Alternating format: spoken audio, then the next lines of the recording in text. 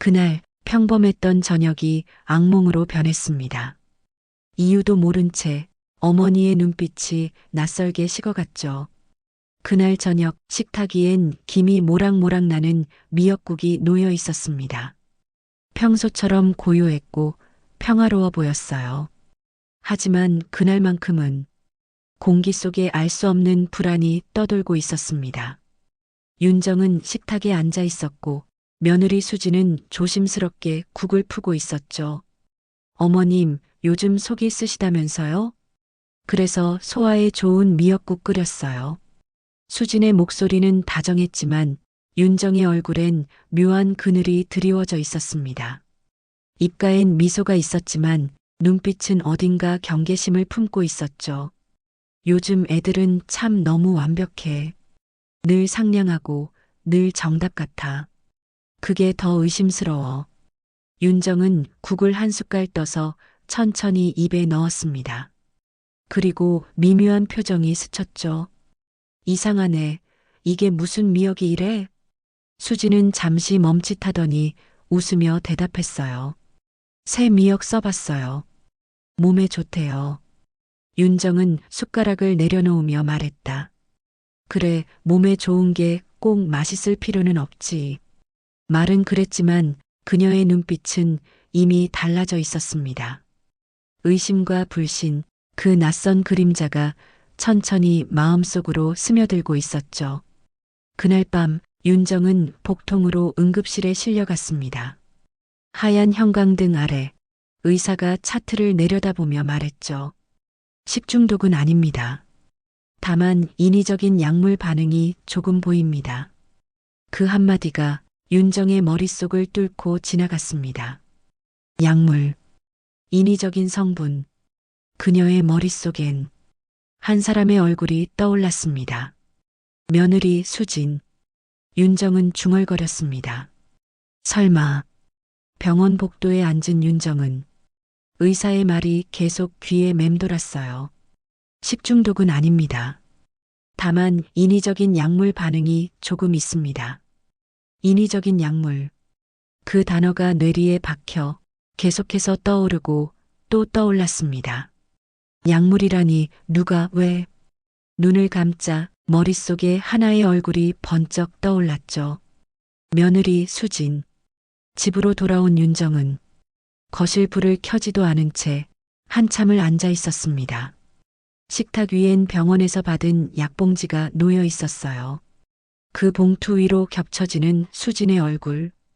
다정한 말투, 늘 미소 띤 얼굴. 그런데 그 미소가 왠지 떠올릴수록 섬뜩하게 느껴졌습니다. 그래, 그 애가 끓인 미역국 먹고 쓰러졌지. 근데 또 병원 약 타왔다고? 왜 이렇게 나한테 집착하지? 윤정은 손끝으로 식탁을 두드렸습니다. 툭, 툭, 툭.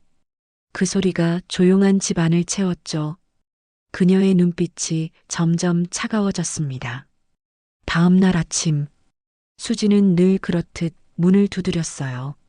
어머님, 죽 끓였어요. 속이 좀 나아지셨어요? 윤정은 차가운 눈으로 그릇을 바라봤습니다. 이거 내가 만들었지? 네, 어제. 됐어. 안 먹을래. 왜요? 약도 챙겨왔는데. 윤정이 말을 끊었습니다. 그거 먹고 또 쓰러지면 이번엔 진짜 죽겠네. 수지는 깜짝 놀라서 고개를 들었습니다. 어머님, 무슨 말씀이세요? 모른 척하지 마. 내가 바보로 보여? 윤정의 목소리는 낮았지만 그 안에는 분노와 공포가 섞여 있었죠. 수지는 아무 말도 하지 못하고 그 자리에 멈춰 섰습니다. 윤정은 돌아서며 속삭였습니다. 이제 확실히 알겠어. 그 애는 뭔가 숨기고 있어. 그날 밤 윤정은 불 꺼진 방 안에서 혼잣말을 했습니다. 그래, CCTV를 달아야겠어. 내가 직접 봐야 확실하지. 그녀의 눈빛은 더 이상 의심이 아니라 집착에 가까워졌습니다. 그날 밤 윤정은 잠을 이루지 못했어요. 눈을 감아도 머릿속엔 같은 장면만 맴돌았습니다. 수진이 웃으며 내밀던 죽, 그리고 의사의 말. 인위적인 약물 반응이 있습니다. 그녀는 한참을 뒤척이다가 결국 자리에서 일어났습니다. 손전등을 켜고 조용히 부엌을 살폈죠. 그래, 직접 봐야겠다. 윤정은 다음 날 작은 렌즈형 CCTV를 사서 찬장 밑에 몰래 붙였습니다. 손끝이 떨렸지만 멈추지 않았어요. 이제 숨기지 못하겠지. 내가 뭘 하는지 내가 다 볼 거야. 며칠이 흘렀습니다. 수지는 늘 그랬듯 조용히 부엌에서 요리를 하고 있었습니다. 윤정은 거실 소파에 앉아 핸드폰으로 CCTV 화면을 지켜보고 있었죠. 수진이 서랍을 열었습니다. 그리고 작은 하얀 병 하나를 꺼냈어요.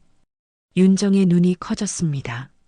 손에 쥔 리모컨이 덜덜 떨렸죠.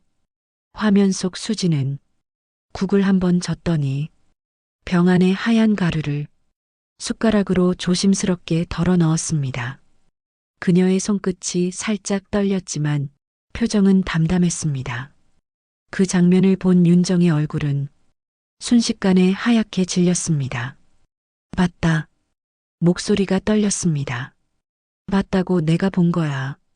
그녀는 재생 버튼을 멈췄습니다. 그리고 한참을 멍하니 화면을 바라봤습니다. 거실은 고요했지만 윤정의 안에서는 무언가가 부서지는 소리가 들렸습니다. 그녀는 입술을 깨물며 속삭였어요. 내가 믿었던 게 뭐였지? 이제 끝이야. 그녀의 눈빛엔 두려움 대신 확신이 자리 잡았습니다. 의심이 증거로 바뀌는 순간이었죠. 그날 저녁 집안은 평소보다 이상하리만큼 조용했습니다. 윤정은 식탁에 혼자 앉아 있었습니다. 식탁 위엔 빈 그릇 하나, 그리고 핸드폰 화면에 정지된 CCTV 영상. 그녀는 그 영상을 수십 번도 넘게 돌려봤습니다. 같은 장면, 같은 손짓, 같은 하얀 가루. 볼 때마다 분노가 쌓였죠. 이제는 끝내야지. 윤정은 냄비 뚜껑을 덮으며 속삭였습니다. 오늘은 내가 직접 말하게 만들어줄게. 문이 열렸습니다. 수진이 들어왔어요. 어머님, 저녁 준비 다 됐어요. 윤정은 아무 말도 하지 않고 식탁 위에 국그릇을 올려놓았습니다. 그래, 오늘은 내가 끓였어. 어머님이요? 그래, 맛 좀 봐. 수진이 숟가락을 들려던 순간 윤정이 국그릇을 쾅 하고 엎어버렸습니다. 국물이 바닥에 튀어 하얀 타일 위로 흩어졌습니다. 너, 뭐 넣었어? 윤정의 목소리는 낮았지만 칼처럼 날카로웠습니다. 수지는 놀라며 뒤로 물러섰어요. 어머님, 무슨 말씀이세요? CCTV 다 찍혔어. 내 눈으로 봤다고. CCTV요? 서랍에서 병 꺼내서 국에 뿌리던 거. 그거 독이잖아. 아니에요. 그건 미네랄이에요. 의사 선생님이. 거짓말 하지 마. 그따위 핑계로 사람 속이려 들지 마. 수진의 눈에 눈물이 맺혔습니다. 저 그런 사람 아니에요.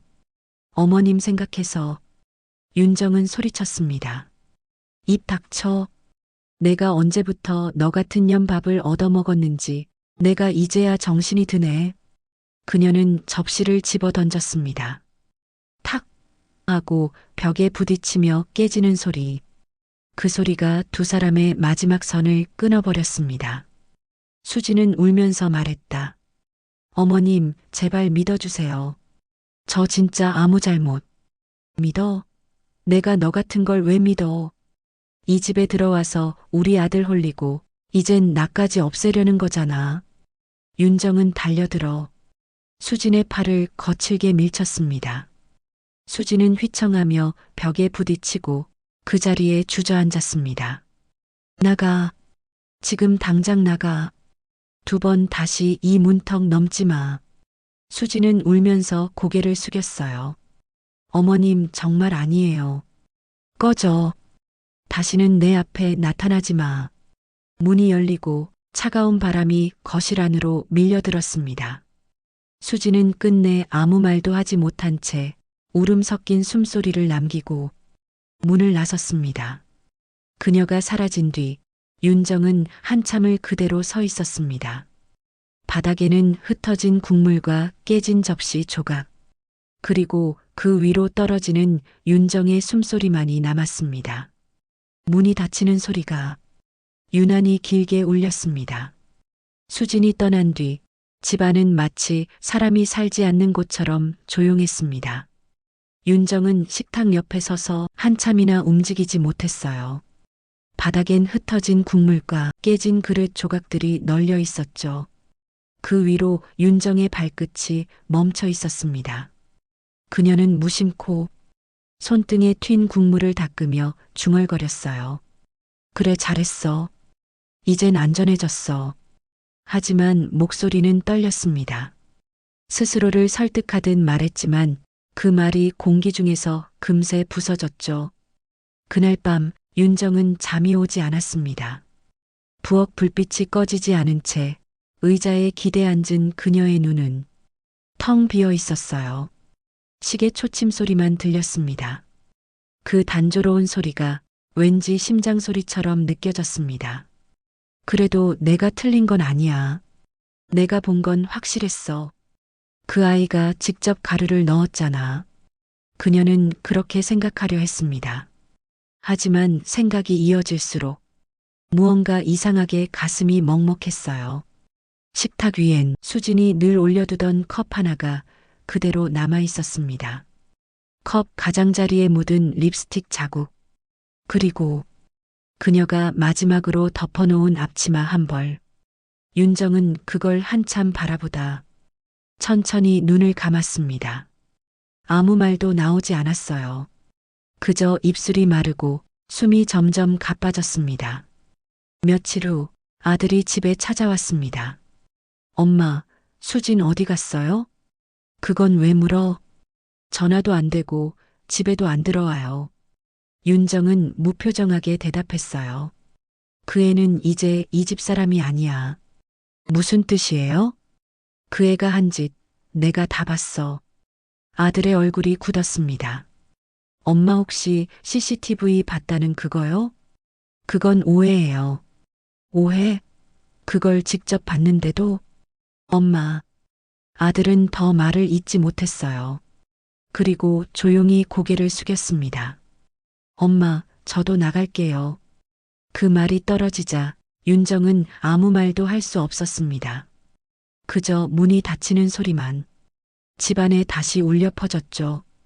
그날 밤 윤정은 텅 빈 거실 한가운데 앉았습니다. 불이 꺼진 집, 벽에 걸린 시계는 멈춰 있었고 식탁 위엔 아무도 손대지 않은 그릇이 놓여 있었죠. 그녀는 혼잣말을 했습니다. 이제 정말 혼자네. 며칠이 지났습니다. 집안은 여전히 고요했어요. 윤정은 부엌 청소를 하며 수진의 흔적을 지우려 애썼습니다. 그릇을 닦고 걸레질을 하고 조용히 독백처럼 중얼거렸죠. 이제 다 끝났어. 다 정리됐어. 하지만 이상했어요. 닦아도 마음이 더 무거워졌습니다. 손끝이 자꾸 떨렸죠. 정말 내가 본 게 전부였을까? 그 순간 싱크대 밑에서 또르르 무언가 굴러나왔습니다. 작은 하얀 약병 하나. 먼지가 묻어 있었죠. 윤정은 멈칫하며 약병을 집어들었습니다. 라벨엔 칼슘 미너럴 파우더. 그리고 그 아래엔 작게 적힌 글씨. 내과 처방용. 그녀의 손끝이 굳었습니다. 처방용? 눈을 가늘게 뜨며 라벨을 자세히 보니 작은 스티커가 붙어 있었습니다. 환자명 윤정. 그 순간 그녀의 머릿속이 새하얘졌습니다. 윤정은 급히 외투를 챙겨 입고 병원으로 달려갔습니다. 접수 창구에 약병을 내밀며 물었죠. 이 약 여기서 처방한 거 맞나요? 간호사가 라벨을 보더니 고개를 끄덕였습니다. 네, 맞습니다. 며느님이 대신 받아가셨죠. 어머님 위 보조제예요. 소화 도와주는 미네랄 성분이 들어있어요. 윤정의 눈이 커졌습니다. 뭐라고요? 독이 아니라? 네, 독이라뇨. 몸에 아주 순한 영양제예요. 어머님 위 약 성분을 보완하려고 의사 선생님이 따로 지정하신 거예요. 그녀는 손에 쥔 약병을 바라봤습니다. 그리고 간호사의 말이 이어졌습니다. 며느님이 참 꼼꼼하시던데요. 어머니가 위가 약하시다면서 성분을 일일이 확인하셨거든요. 윤정은 그 자리에서 말을 잃었습니다. 그럼 그 애가 한 게 걱정돼서 챙긴 거예요. 짧은 한마디에 윤정의 어깨가 푹 떨어졌습니다. 그녀는 약병을 꼭 쥐며 천천히 고개를 숙였습니다. 그 아이가 나를 해치려던 게 아니라 날 지키려 했던 거였구나.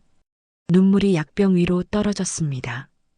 그 한 방울이 병뚜껑을 적시며 윤정의 마음을 무너뜨렸습니다. 그녀는 병원 앞 벤치에 앉아 손에 약병을 쥔 채 한참을 앉아 있었습니다.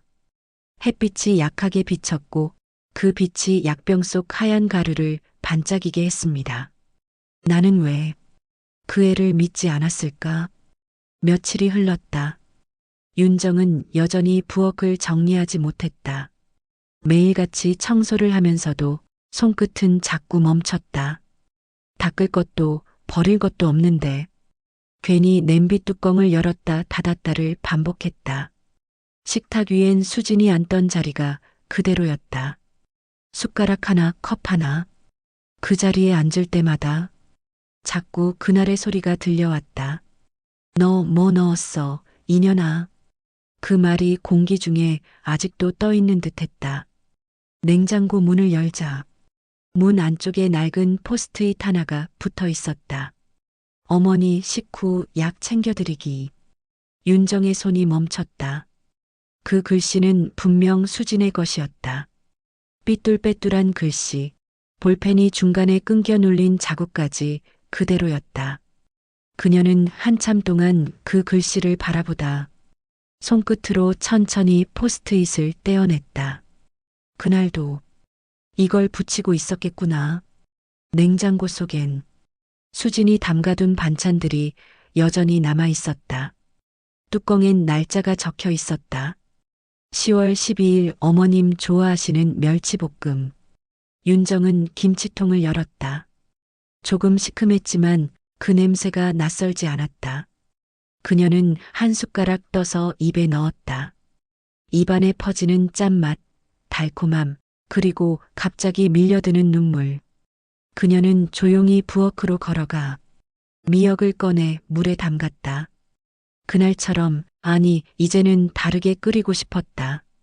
물이 끓자 김이 부엌 가득 퍼졌다. 윤정은 숟가락을 들어 한 입 삼켰다. 이번엔 쓴맛이 아니라 짠 눈물이 먼저 삼켜졌다. 이 맛이었구나. 그날 그 쓴맛이 내 마음이었네. 아침 햇살이 부엌 창가를 비췄다. 윤정은 조용히 식탁에 앉아 있었다. 식탁 위엔 어제 끓인 미역국 한 그릇과 하얀 약병 하나가 놓여 있었다. 그 옆에는 포스트잇 한 장이 바람에 살짝 흔들리고 있었다. 어머니 식후 약 챙겨드리기. 그녀는 그 메모를 바라보며 천천히 미소를 지었다. 그 애는 늘 이렇게 있지 않았지. 국을 한 숟갈 떴다. 김이 부드럽게 올라오며 코끝을 스쳤다. 쓴맛은 사라지고 그 자리에 따뜻함이 남았다. 윤정은 속삭였다. 이제야 알겠네. 그날의 쓴맛은 약 때문이 아니라 내 마음 때문이었구나. 그녀는 한참 동안 국을 바라보다 작게 중얼거렸다. 수진아, 이제 정말 미안하다. 그날 아침 윤정은 오랜만에 창문을 열었다. 바람이 커튼을 밀고 들어왔다. 집안엔 다시 햇살이 가득했다. 그날 이후 식탁 위엔 늘 따뜻한 미역국 한 그릇이 올랐어요. 그리고 그 옆엔 여전히 같은 메모 한 장이 남아 있었죠. 어머니 식후 약 챙겨드리기. 그 한 줄이 이제는 사랑처럼 느껴집니다. 오늘 이야기는 여기까지예요. 평범했던 하루가 누군가에겐 인생의 장면이 되기도 하죠. 다음 이야기도 마음으로 들어주세요. 여기는 사연 속 그날입니다.